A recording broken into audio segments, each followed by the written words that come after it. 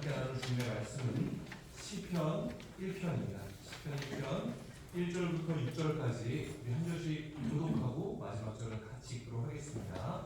제가 먼저 읽겠습니다. 복 있는 사람은 악인의 꾀를 따르지 아니하며 죄인들의 길에 서지 아니하며 오만한 자의 자리에 앉지 아니하고 오직 여호와의 법을 두려워하여 그의 법을 지켜 묵상하노라. 그는 시냇가에 심은 나무가 철을 따라 열매를 맺으며 그 잎사귀가 마르지 아니함 같으니 그가 하는 모든 일이 다 형통하리로다. 악인을 그렇지 아니하며 오직 하나님과 구원하노라. 그러므로 악인들은 심판을 견디지 못하며 죄인들은 의인의 모임에 들지 못하리로다. 모든 의인의 길은 여호와께서 주시나니 악인의 길은 망하리로다. 아멘. 자, 오늘 복이라는 제목을 가지고 우리 한번 말씀을 나눠보도록 하겠습니다. 여러분 아시다시피 시편은 인간들이 하나님께 올려드리는 찬양입니다. 일종의 예술이라고 볼 수 있죠. 그리고 예술 가운데에서 첫 번째로 시편 기자가 다루고 있는 주제가 뭐냐면 복이라는 거예요. 복. 그러니까 모든 사람들 동서고금을 막론하고 모든 사람들이 추구하는 게 복이기 때문에 사람들의 이 복을 이끌 수 있는 그런 주제라고 할 수 있겠습니다. 그럼 여기서 우리가 살펴봐야 되는 건 뭐냐면 복이 뭐냐는 거죠. 복. 세상에서 복이라고 하면 그건 횡재라는 뜻이 사전에 붙어 있어요. 이게 뭐냐면 재물이나 뜻밖의 이윤을 얻는 것 이렇게 되어져 있습니다. 여러분 성경이 말하고 있는 복은 이런 세상적인 정의와는 좀 다르다라고 볼 수가 있어요. 성경이 말하는 복은 무엇인가? 오늘 이 시편에서 말하고 있는 복은 관계를 잘 맺는 것이라고 되어져 있습니다. 이런 관계를 잘 맺는 것이 복이라는 것을 전하기 위해서 오늘 시편 1절에 보면 이 관계 맺지 말아야 될 사람들이 어떤 존재인가? 우리가 평생 살아가면서 하나님과 교제하기 위해서 우리가 멀리하고 경계해야 되는 사람들이 누구인지가 나와 있어요. 1절로 보면 이렇게 되어져 있죠. 복 있는 사람은 악인의 꾀를 따르지 아니하며 죄인들의 길에 서지 아니하며 오만한 자리에 앉지 아니한다. 자, 1절이 말하고 있는 복 없는 사람, 다시 말해 박복한 사람은 어떤 존재인가? 세 부류가 있죠. 첫 번째가 악인, 두 번째가 죄인, 세 번째가 오만한 자입니다. 이 부분을 하나씩 한번 살펴보도록 하겠습니다. 성경이 말하고 있는 극복한 인간상의 첫 번째는 악인입니다. 어떤 자가 악인인가? 오늘 성경이 말하고 있는 건 뭐냐면 꾀로 사는 사람이다 이렇게 이야기를 하고 있습니다. 이 꾀라고 번역된 헬라어가 빠짜뜨라고 하는데 이게 뭐냐면 하나님의 말씀과 상반되는 것을 얘기하는 것이죠. 자기의 생각과 자기의 기준을 가지고 사는 사람. 이 성경이 말하고 있는 꾀는 어떤 것인가? 어떤 결과를 만들어내는가? 하나님이 말씀하신 절대적인 기준과 창조 섭리를 어긋나기 때문에 이 꾀라는 건 뭐냐면요. 자기가 어떻게 유익할 수 있는가? 어떻게 하면 내가 잘 먹고 잘 살 수 있는가? 이걸 성경이 지금 꾀라고 얘기하고 있는 거예요. 그러므로 이 꾀를 가지고 사는 사람은 어떻게 했어요? 자기 한 몸은 잘 건사할 수 있을지 모릅니다.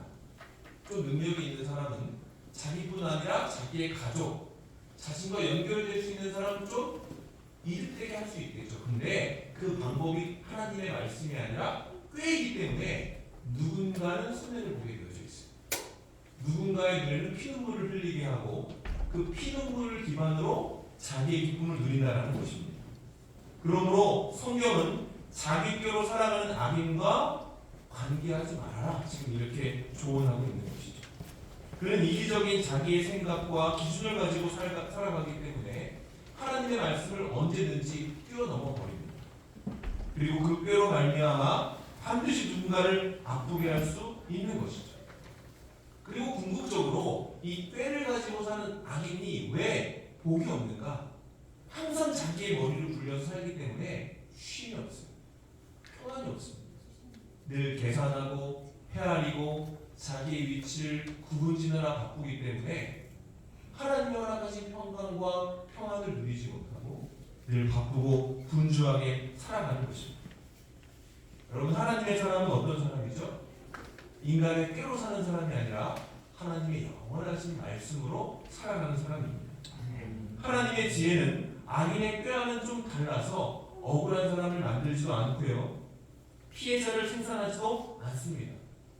오히려 하나님의 말씀은 가난한 자를 돌보고 연약한 자를 일으키는 세상을 살리는 빛과 소금의 역할을 감당할 수 있게 된다.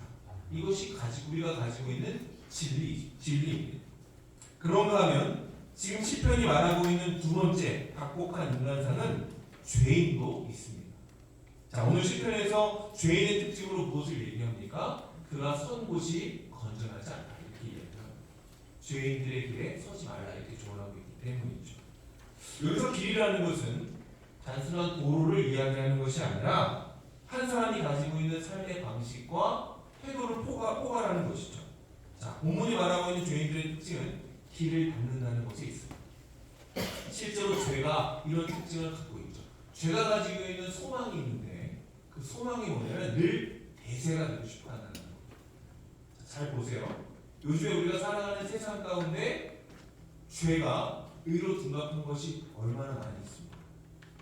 20, 30년 전에는 분명히 회개해야 될 죄였는데 아니 감히 선이라고 도전할 수도 없는 죄악 중에 죄악이었는데 지금은 당당하게 우리의 권리를 인정하라, 우리에게 자유를 허락하라 이렇게 얘기하면서 대중적으로 대세가 되려고 시도하는 것들이 얼마나 많이 있는지 몰라요.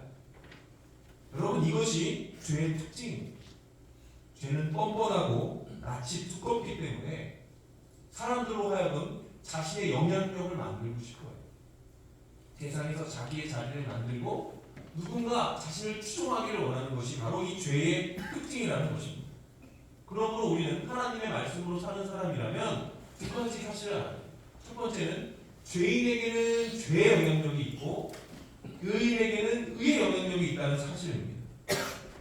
여러분, 세상이 우리를 크리스찬이라고 부르는 이유는 우리의 삶의 방식과 태도가 독특하기 때문에 그런 거예요. 죄악이 가득한 세상 가운데에서 성도는 성도의 방식으로 살아갑니다. 그리고 그 방식은 대로를 만드는 데 있지 않고 진리의 좁은 길을 따라가는 곳에 있습니다. 우리는 아무나 내 뜻에 맞으면 굳게 하는 그런 존재가 아니라 하나님의 말씀에 비추어서 온전한 것, 진리 중에 진리를 따르고 그 진리를 따라가기 위해서 그것이 좁고 협착한 길이라도 걸어갈 수 있는 담력과 용기를 가진 사람입니다. 그러므로 여러분, 우리가 하나님의 사람이라는 것은 무엇을 의미합니까? 사람들이 많이 서는 길을 추구하는 것이 아니라 오직 하나님이 우리에게 허락하신 그 길, 진리와 생명의 십자가의 도를 걸어갈 수 있는 사람이라는 것을 의미합니다.